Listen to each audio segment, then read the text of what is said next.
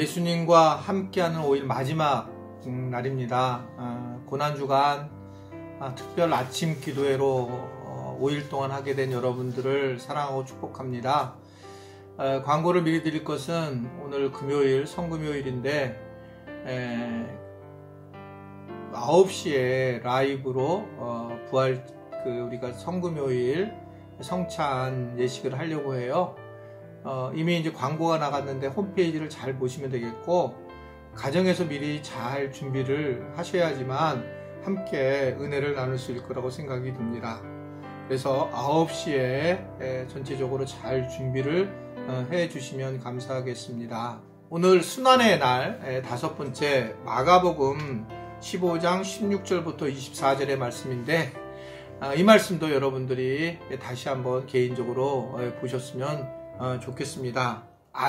우리 아이들을 키울 때는 사실 잘 몰랐는데, 이제 손주들을 이렇게 크게 되는 것을 보면서는 정말 깜짝깜짝 놀랄 때가 많아요.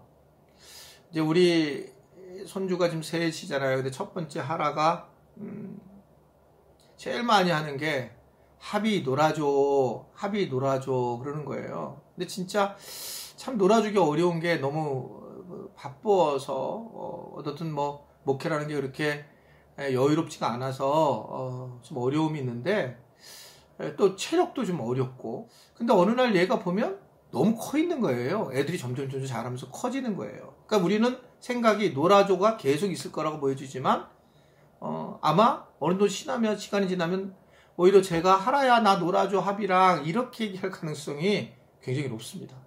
그러니까 이게 그때 우리가 성장하는 과정에서 얘네들이 멈춰 있다고 생각을 하는데 사실은 계속 성장하고 있거든요. 근데 이게요, 관계도 마찬가지예요. 부부들이 서로 어려움을 겪는데 나이가 먹어서 왜 자꾸 멀어지냐?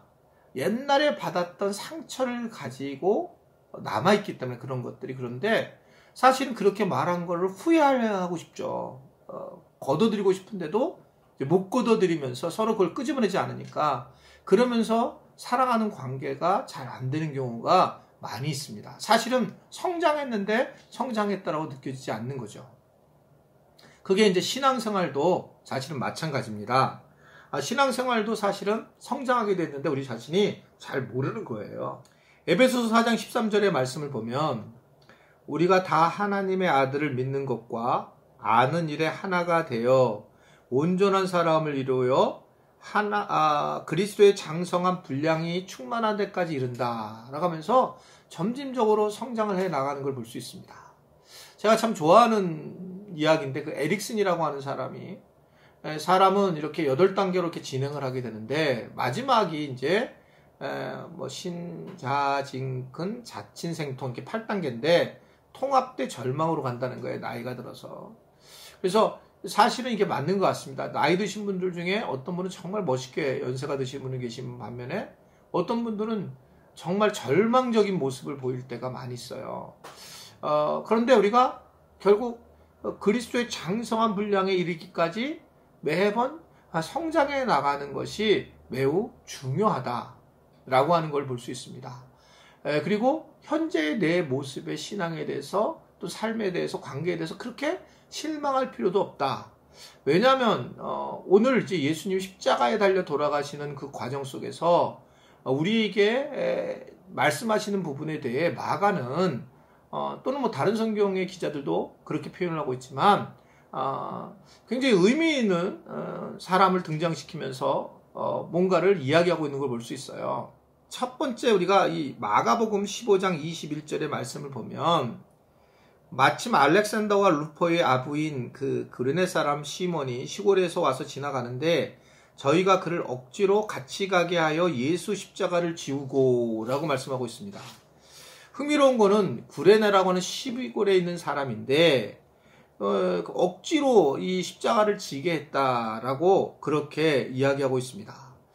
구레네라고 하는 것은 이제 그 아프리카 북부 지역에 있는 곳인데, 그는 아마 유월절을 지키려고 오게 되었을 것 같아요.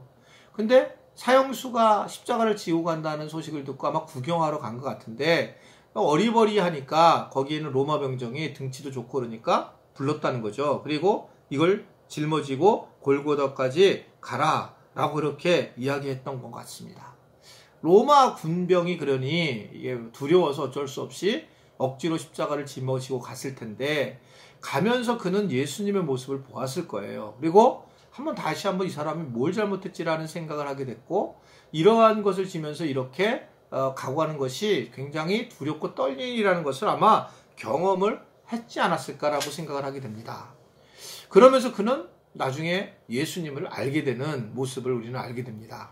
어쩌면 우리가 신앙생활을 하는 첫 번째의 단계다 이렇게 볼 수 있어요. 억지로 하는 신앙생활. 우리가 이제 누구나 똑같이 와서 예배자로 예배를 드리는데 은혜를 받을 수 있는 게 아니잖아요. 처음에는 어떨 때는 억지로 하는 경우가 있어요. 이렇게 구레네 시몬처럼 억지로 십자가를 지면서 은혜를 겪는 것처럼 억지로 해야 되는 경우가 있습니다. 오늘 이 설교를 듣는 다음 세대 아이들은 꼭 기억했으면 좋겠어요. 지금은 완벽하게 알지 못해요. 거울 같아요. 근데 시간이 지나면 알게 돼요. 하나님이 이렇게 계시구나, 이렇게 살아계시는구나, 예수님이 이런 분이시구나. 지금은 우리의 지식으로는 알지 못하지만 참 감사한 건 시간이 지나면 알게 되는 경우가 많이 있어요. 그래서 그 부모님이 그걸 알고 있는데 표현하기가 좀 어려운 거예요. 그래서 이거를 내가 억지로 믿는 게 맞냐라고 했을 때 저는 필요하다. 신앙의 처음에 그렇게 내가 억지로 신앙생활을 출발을 하고 그런 과정이 점진적으로 성장해 나가는 과정이 있기 때문에 처음 이러한 모습으로 신앙생활을 하는 거, 억지로라도 하는 것은 되게 중요하다라고 생각할 수가 있습니다. 왜 그러냐 하면 이스라엘 백성들을 예수님이 하나님께서 출애굽을 시켰는데 이들이 억지로 모세를 따라와요. 그래서 나중에 모세를 공격하는 내용의 계속 핵심이 뭐냐면, 네가 여기를 애굽에서 데리고 나오지 않았냐, 그때 우리가 맛있는 거 먹고 기름진 거 먹은 거 아니냐, 계속 불평 불만 계속 얘기를 합니다. 그러면서도 불구하고 모세는 하나님의 그 말씀을 듣고 이들을 가나안 땅으로 인도해내고 결국 이들이 지금 이스라엘 나라로 바뀌게 된 것을 우리는 알 수가 있습니다. 억지로라도 신앙생활을 해야 된다. 신앙생활에 내가 낙제생이라도 신앙생활을 해야 된다. 그랬을 때에 하나님의 축복을 받을 수 있다는 사실을 분명히 알 수 있기를 바랍니다. 혹시 신앙생활을 내가 우리 아내보다 못하는 분, 남편분들 또는 뭐 아까 얘기했지만 자녀들 억지로라도 하는 게 맞다는 거예요. 나는 예수님이 십자가가 당하시는 그 고난 속에서 마치 구레네 시몬이 그랬던 것처럼 나는 구레네 시몬이야. 내가 이제 그냥 우연히 또 나도 예수님의 십자가를 진 것처럼 나도 그렇게 지게 됐구나라는 생각을 갖게 되면 이제 이것이 신앙의 출발점으로 나타나게 되는 것을 볼 수 있어요. 이건 경험이 참 많거든요. 사람들마다 억지로 했는데 하나님의 은혜를 받았다는 얘기가. 저는 이제 뭐 서울 연동교회에서 부목사 생활을 했을 때에 거기는 뭐 한 7대? 3? 뭐 지금 제가 숫자를 얘기하는 게 어려운데 어떤 300명 가까이 모이는 그런 패밀리가 있었어요. 그래갖고 주일날 항상 옆에 그 중국집을 빌려서 식사를 하시는 장로님 가정이 있었어요. 많이 모였죠. 그러면 이제 뭐 1년에 한 2번 정도는 목회자들을 불러다가 같이 식사를 해요. 그러면 이제 교회에서 식사를 하는 게 아니라 워낙 인원이 많으니까 한 100명 정도 모인 것 같아요. 300명 아니라 100명 정도 모인 것 같아요.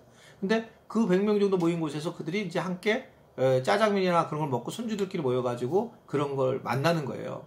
제가 이제 상담을 그때 서울연동교에서 상담실을 운영했는데 맨 처음에 이제 와서 며느리들이 되게 힘들어하는 게 그 부분이었어요. 하나님을 만나러 오는 게 아니라 결국 나는 시어머니하고 시아버지를 만나러 오는 것 때문에 신앙생활하기 참 어렵다. 근데 이제 저도 지금도 마찬가지인데 신앙생활을 하기 위해서는 사실은 결혼을 해서 본인이 결단을 해야 돼요. 초기에. 그래서 내가 뭐 다른 교회를 간다든지 또는 그 사람이 우리 교회로 온다든지 같이 한다는 것 자체가 이런 부분에 좀 어려움이 있어요.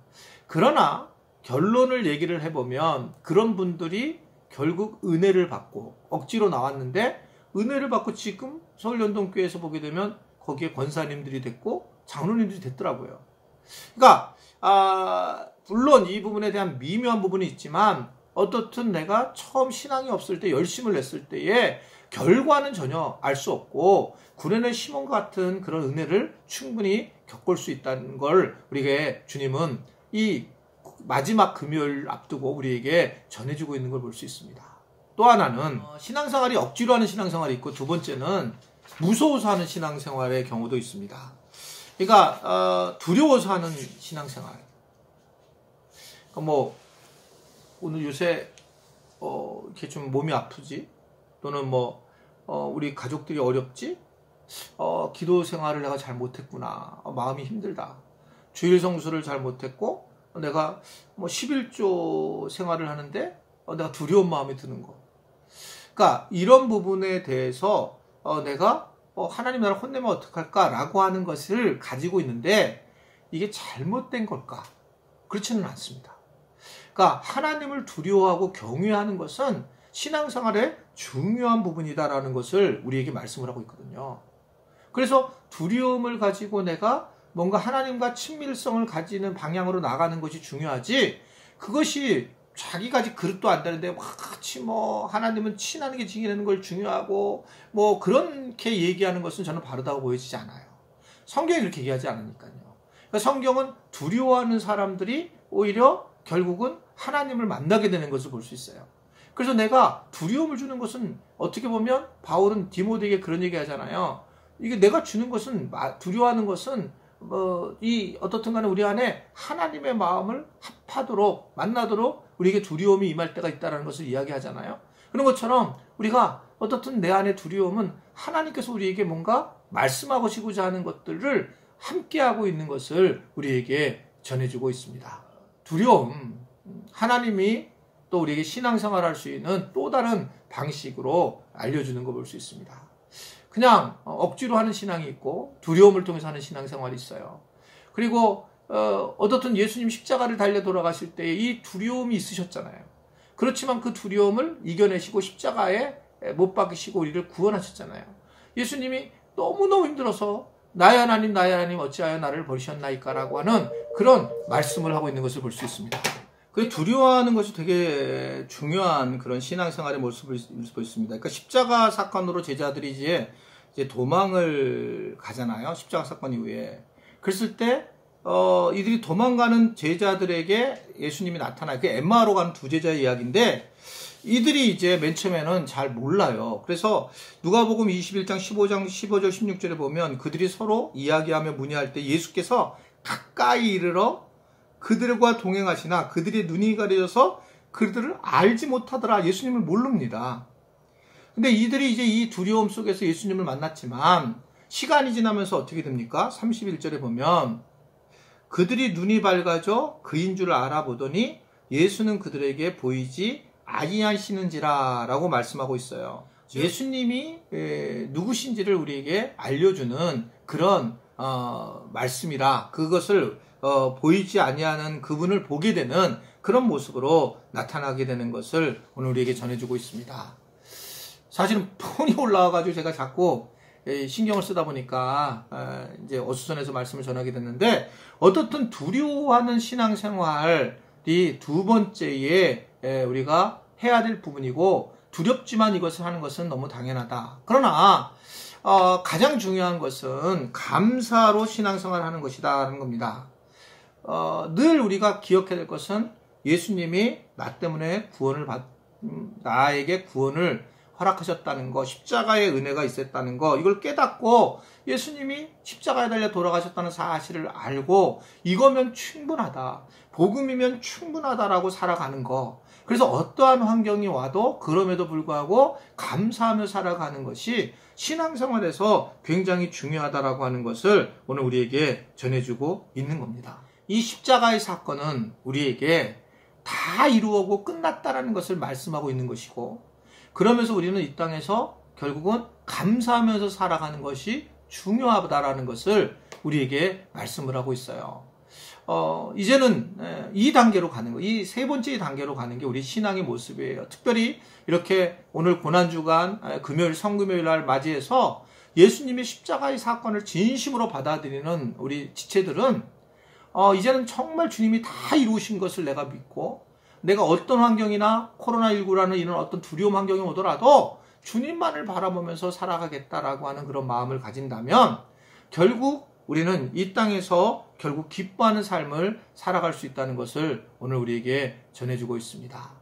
아무쪼록 오늘 이 성금요일을 맞이해서 이런 은혜를 함께 가족들끼리 잘 나누기를 바라고, 그리고 서로 신앙의 격려를 통해서 예수님의 십자가의 그 고난과 승리가 헛되지 않도록 서로 간에 노력하며 했으면 좋겠어요. 어떤 사람은 믿음이 좋을 수 있고 어떤 사람은 믿음이 좀 모자랄 수도 있지만 이런 과정들이 우리를 성장하게 나가는 데에 필요한 것들이라는 것을 알고 서로 하나가 되는 은혜가 있도록 주님께 여러분들이 기도하고 세워지기를 주님의 은혜로 축복해 드립니다.